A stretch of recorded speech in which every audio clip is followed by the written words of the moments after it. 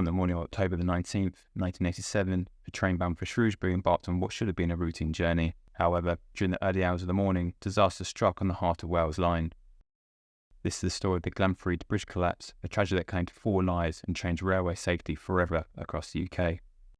Just days earlier, the Great Storm of 1987 had wreaked havoc across Britain, causing widespread damage to infrastructure. In the days that followed, heavy rainfall continued, swelling rivers and flooding valleys. Among the affected areas was the Towy Valley, where the River Towy surged dangerously close to the Glanrhyd Bridge. Reports of flooding along the Heart of Wales line had been received on Sunday, October the 18th.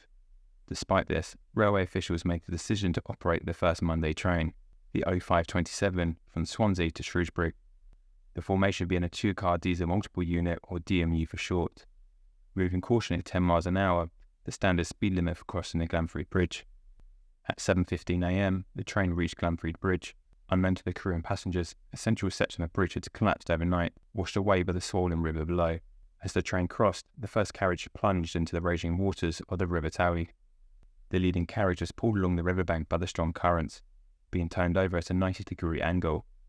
In this photo, we can see the very rear of the lead carriage, barely above the water. Nearby farmer, Carwyn Davies, was tending to his flooded fields when he noticed something terribly wrong. The central span of the bridge was missing. At around 7 a.m, he tried to call for help, but it was too late. He witnessed the first carriage plunge into the swollen river. Davies later assisted rescuers in using his tractor to help them reach the scene. Specialist divers also later reached the scene using RAF helicopters. Of the 10 people on board the train, 6 survived, including 3 British Rail staff.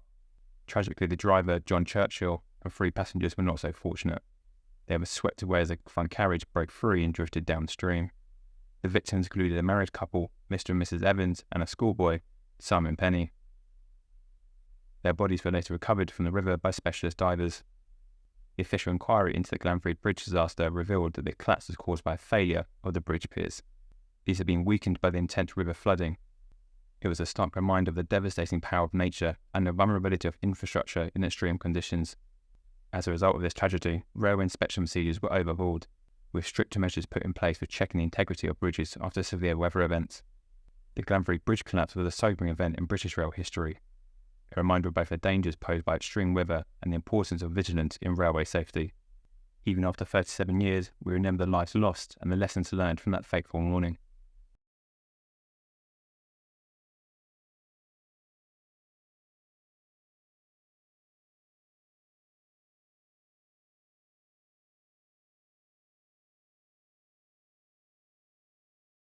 Thank you for watching. If you'd like to learn more about the UK's railway history, subscribe to the UK Railvids and join the growing community of all things rail.